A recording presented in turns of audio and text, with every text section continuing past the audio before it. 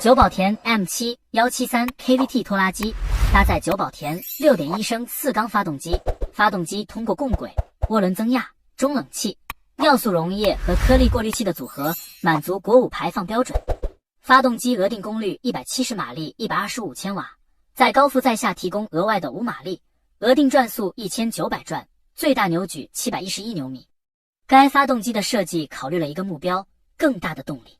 发动机提供与同级别中许多6缸发动机相同的功率，这也使其非常适合重耕。6.1 升发动机每缸4个气门，长冲程。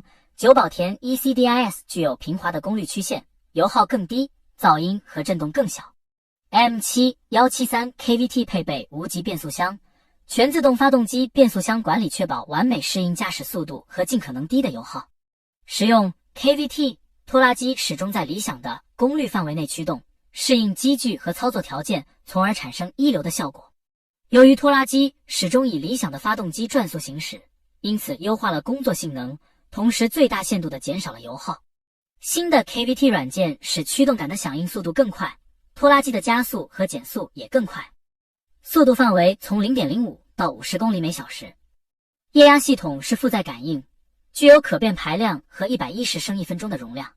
强大的后部悬挂提升具有9400公斤的起重能力和3500公斤的前部提升力，具有4种后部动力输出转速540、540亿、1000、1000亿转。